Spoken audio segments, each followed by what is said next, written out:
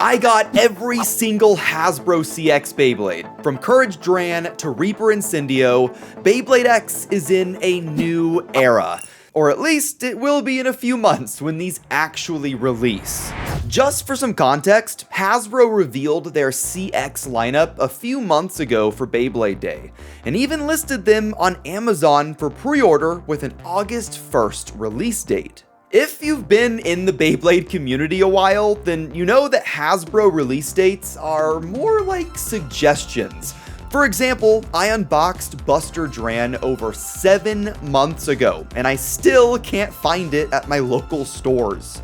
Fast forward a few months, the Tomy versions released across March and April, and we're moving on to bigger news, like the upcoming Pegasus Blast. The community was stunned when Hasbro CX was spotted in the wild in Australia. There were sightings of other upcoming bays in South America, but the Australia drop was a lot bigger. I, of course, could not wait another couple of months while my friends from down under were sending pictures of their Hasbro CX army. So, with the help of the Beyblade Australia network and community member Cube, I was able to import all of the CX releases.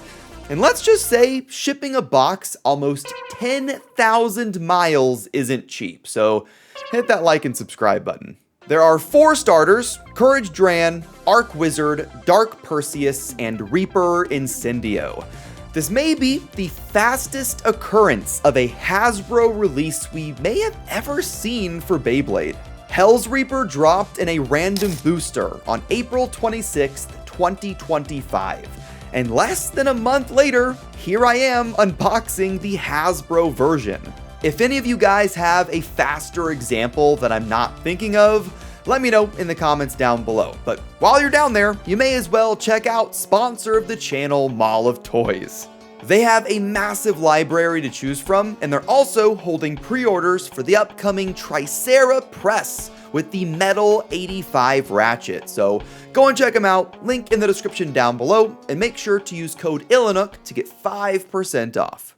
The first bay we're going to open up is the most popular of all, with Courage Dran.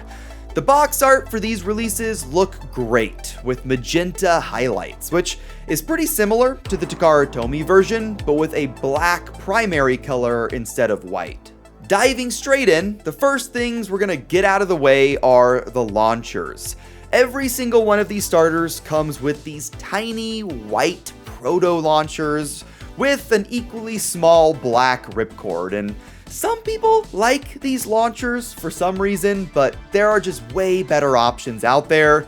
And if you guys want to know what the best launcher is, go and check out my Launcher Guide 2.0.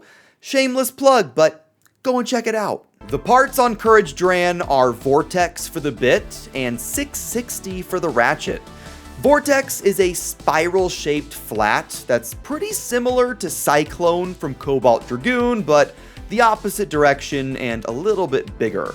660 is, as you'd expect, a 6-pronged shape that has a bit of an armored thickness to it, almost like a hybrid between 560 and 360. Next, we have the main gimmick of the CX system with the new custom blade components. X blades have always been one condensed piece, whether it was BX or UX. Now with CX, we have an expanded 3-part system for new ways to customize and tune your bay's performance. The first piece is the assist or auxiliary blade, and this one is Slash. Slash is a 3-sided shape that lines up with the gaps on the main Courage blade.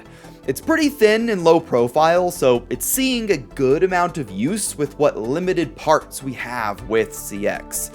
But it does round the Dran shape out, so if you're interested in seeing me modify it for maximum power, link in the description. I love that they're adding decals to the layers now too, and not just stickers we have to apply ourselves. Dran is a bit weird though, because the bay itself for both Hasbro and Tomy have blue and white decals. But the Hasbro box shows these red ones that look just like Valkyrie from Beyblade Burst. The final part of the bay is the lock chip, which holds everything together. And the lock chips don't weigh that much at all, so until they add metal lock chips or something, you can just pick the one you think looks the best. And Courage Dran looks awesome, a fantastically styled successor to Dran's sword.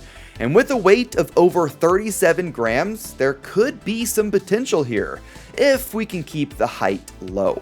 Now let's check out our next bays with Arc Wizard and Dark Perseus. I've already unboxed all of these bays from Takara Tomy, so if you guys want to see a more in-depth overview of each one, definitely go and check those videos out. Starting with Wizard, we have what is a rather unfortunate follow-up to Wizard Rod.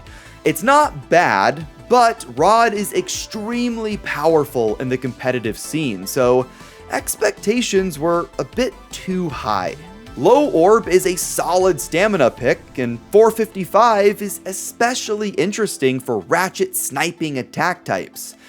It is kind of light and burst prone though, so pros and cons. Arc Wizard itself has an incomplete oval shape on top, with the round assist blade on the bottom, and when I say round, I mean round, because it's shaped and named that way. It turns out there's sort of a hidden stat in CX with the assist blade heights. I don't think we see it anywhere on the box, but slash is shorter than round.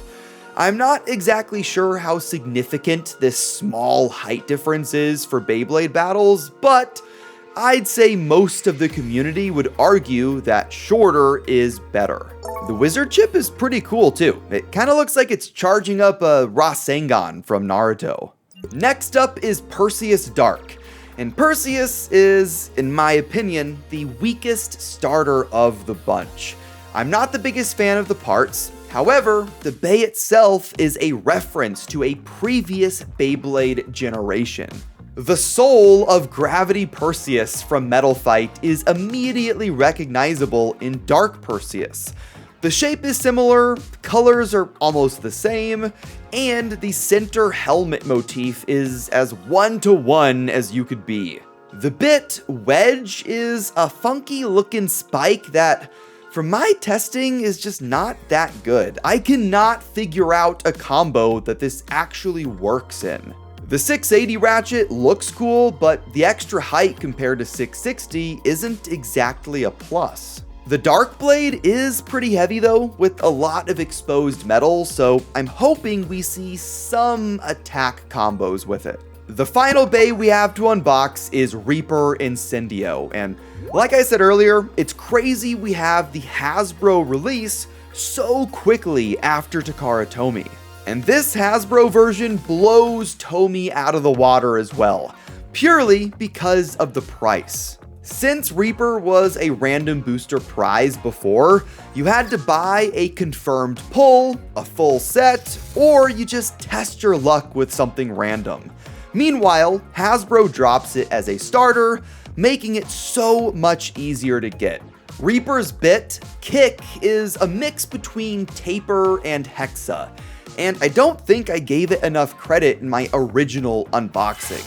I still haven't used it much, but I'm already seeing Kick used in more attack builds like Aero Pegasus and even Dran Buster. The Ratchet 470 is not new, so we're just gonna skip over it.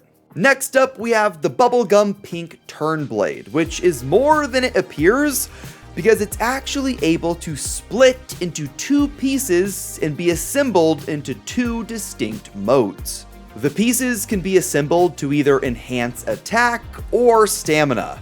At least that's what the box says. Turn is also the heaviest auxiliary blade in the game right now, so you'll need it if you want to build the heaviest CX combo possible. The Reaper blade is pretty square and pretty thin with a four-sided shape that references the original Scythe Incendio. The most crucial element of Scythe Incendio was the fact that it was pretty round and rather balanced, making it a really strong stamina performer at the time, so I'm just not sure if Reaper will have the same effect. The Incendio lock chip is also the best Reaper motif yet, and if you disagree, well, I think we're gonna have a problem. Now it's time to battle the beys out to see which stock combo is the best of them all, and then I'll let you know my final thoughts after. Oh! Fast extreme dashes from Courage Dran here. Oh! Just not really enough firepower from Courage on that first round. What? Oh, come on. Oh, what? Come on. What? Okay, Dran did not win that round, but what was that lightning fast bounce between the extreme lines? Oh. Okay, lightning fast round yet again. Oh, good extreme dash. Oh! Okay, all right. Over finish turned into burst finish. Reaper's pretty good. Oh my God. Reaper is not just good, it is tearing things up in this Hasbro stadium. Oh! Okay, no major contact there. Both beys just ripping around super fast. And man, wow.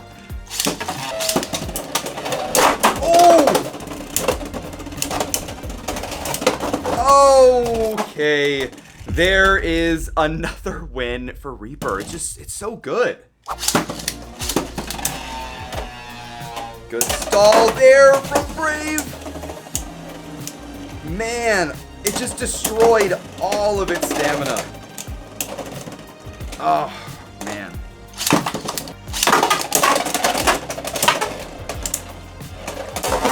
There again. Okay, okay. All right. Finally, there's a single win for Courage. It's really good, it hits hard, but kind of destroys its own stamina really quickly. From the battles we saw, the best CX of the four are Courage Dran and Reaper Incendio. Courage has a great design and probably the best raw performance out of them all. Reaper has a lot of great parts, and the fact you can buy it as a starter instead of a random booster prize makes it an easy no-brainer. As of right now, CX is not the greatest for you competitive-minded bladers out there. But for combo builders and customizers, CX is a great step into the future of Beyblade X.